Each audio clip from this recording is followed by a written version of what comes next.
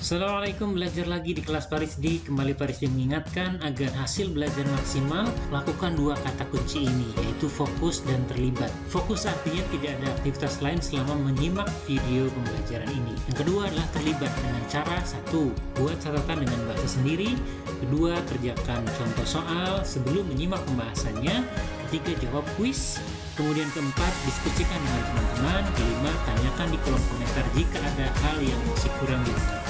Mari kita mulai. Kali ini kita akan membahas tentang gerak lurus berubah beraturan. Ada pemahaman konsep, kemudian nanti contoh soal, kemudian ada latihan yang bisa kalian kerjakan secara mandiri.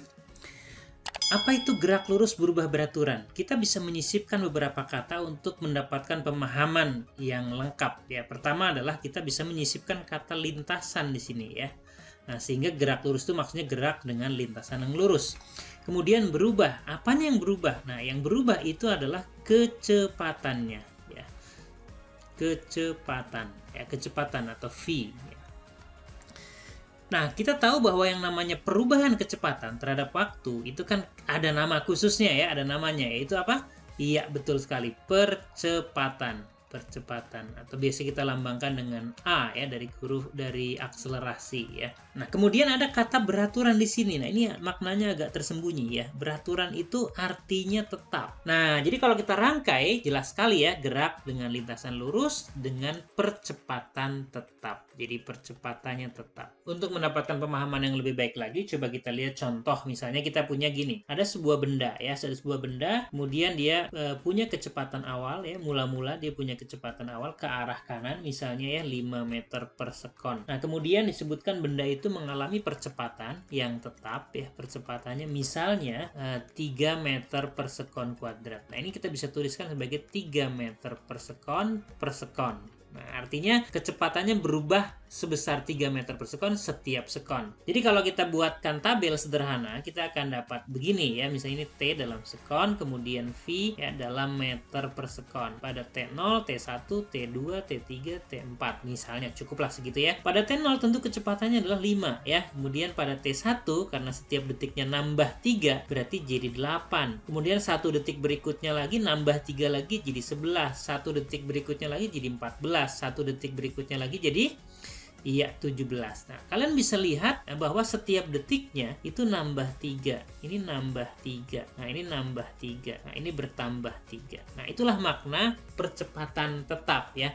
Jadi perubahan kecepatannya tetap. Nah, kalau di textbook bahasa Inggris kita akan mendapatkan nama ini adalah motion with constant acceleration ya. Jadi udah jelas percepatannya tetap. Oke, soal pertama ini betul-betul mudah, masih bagian dasar sekali. Sebuah mobil menempuh perjalanan pada jalan lurus mula-mula dengan laju 20 meter per sekon. Kemudian pengemudi menancap gas hingga 3 sekon kemudian lajunya menjadi 35 meter per sekon. Tentukan A laju awal dan akhir dalam kilometer per jam. Kemudian yang B besar percepatan rata-rata. Untuk yang A ini prinsipnya adalah konversi satuan saja. Jadi mula-mula ada V0, lajunya 20 meter per sekon. Diminta diubah satuannya menjadi kilometer per jam. Nah, meter ya, 1 meter itu 10 pangkat minus 3 kilometer. 1 detik itu adalah 1/3600 jam. Jadi ini 1/3600 jam. Tinggal ini 3600 karena di bawah 1/, ya, jadi naik ke atas. Jadinya 20 dikali 3600 dikali 10 pangkat minus 3. Nah, ini satunya sudah kilometer per jam. Kilometer per jam. Nah, kita lihat di situ ada 0, ada 3 ya. Di 0 ada 3, kemudian di sini ada 10 pangkat min 3, jadi pas kan ya, hilang ya. Jadi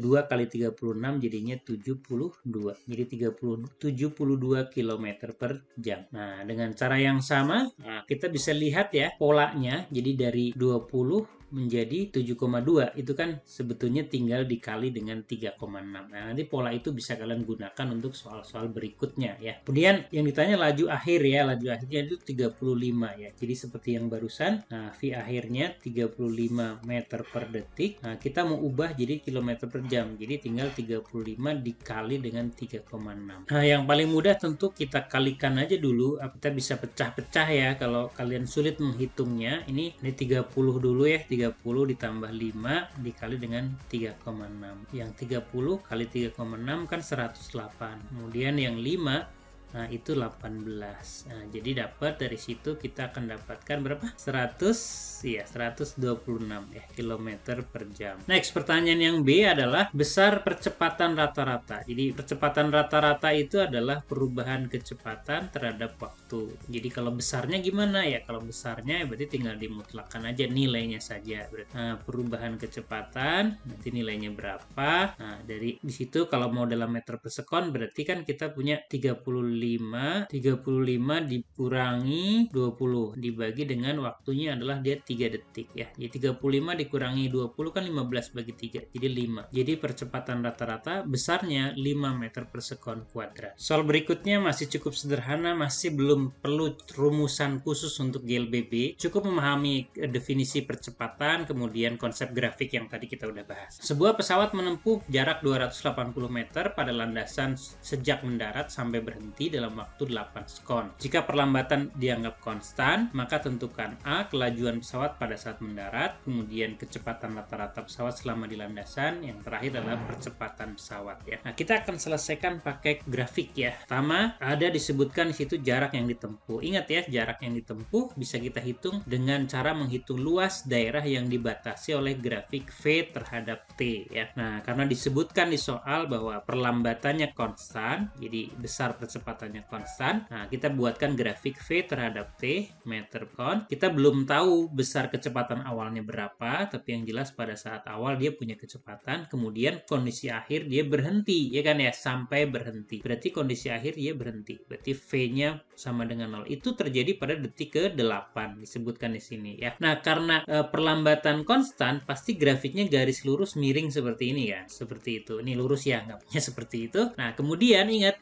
ngitung jarak bisa dengan cara ngitung luas daerahnya. Kita punya sekarang ini berbentuk segitiga. Jadi jaraknya delta S-nya itu sama dengan luas segitiga yang kita arsir barusan ini. Nah, jadi cukup jelas ini 280 ya jarak yang ditempuh di soal disebutkan. Nah, ini V0 ya, tingginya kan ini V0. Nah, luas segitiga kan setengah alas, alasnya 8 dikali V0. Jadi kita akan dapat 280 dikali dengan 4 V0. Dari sana dapat ya V0-nya. Berapa tuh? 28 bagi 4 kan 7 ya. Berarti kita punya 70 meter per sekon. Nah, itulah laju awalnya. Ini jawabannya 70 meter per sekon. Lanjut pertanyaan berikutnya, kecepatan rata-rata pesawat selama di landasan. Ya, kecepatan rata-rata kita sudah bicarakan sejak topik GLB, perubahan posisi atau perpindahan dibagi dengan selang waktu delta T. Jarak yang ditempuhnya atau besar perpindahan karena gerak lurus itu sama saja 280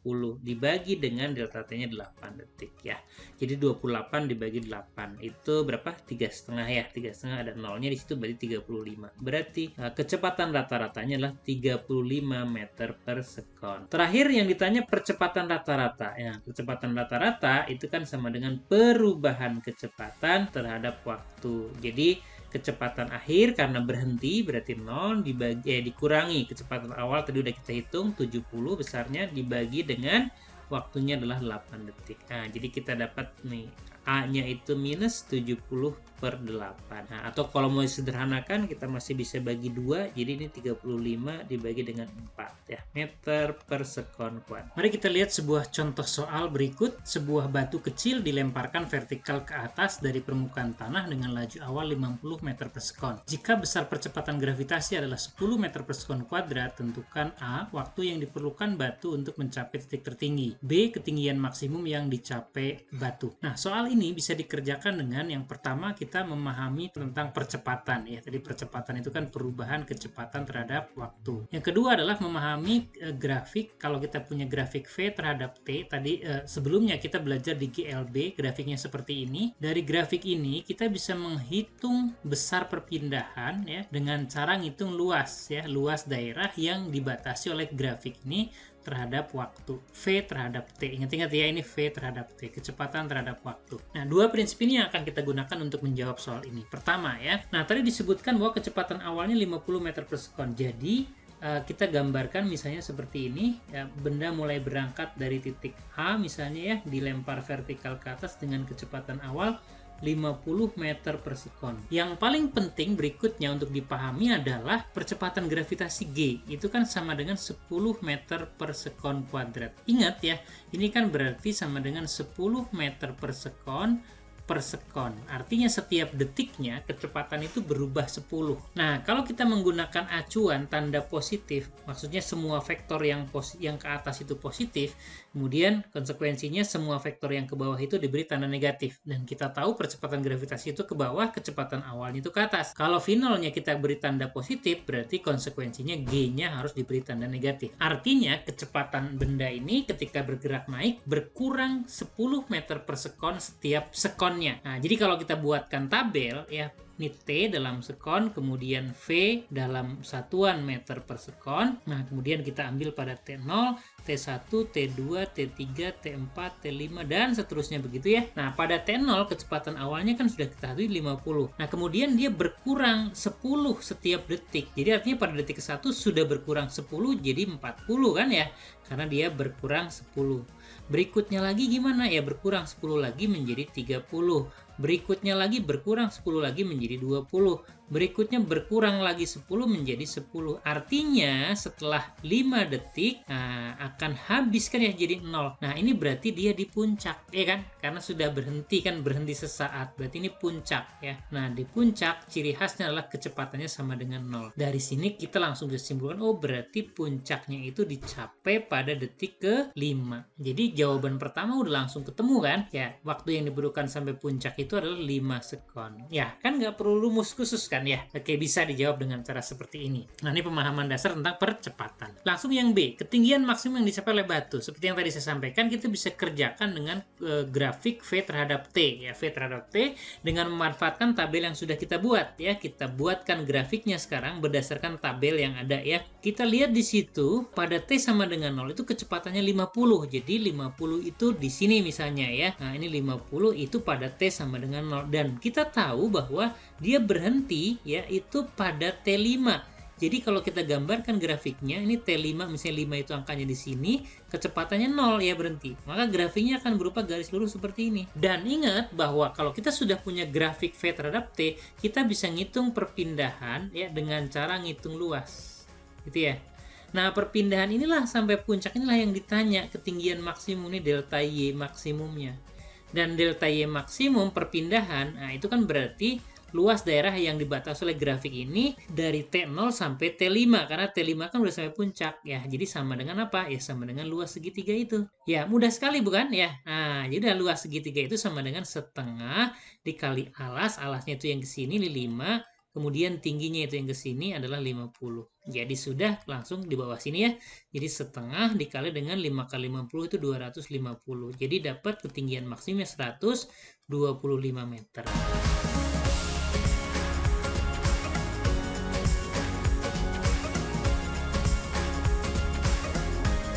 Terima kasih dan selamat Anda telah berhasil belajar sampai tuntas. Saya doakan semoga selalu sehat, semangat, dan aktivitas penuh manfaat. Sampai jumpa di topik-topik lain. Wassalamualaikum warahmatullahi wabarakatuh.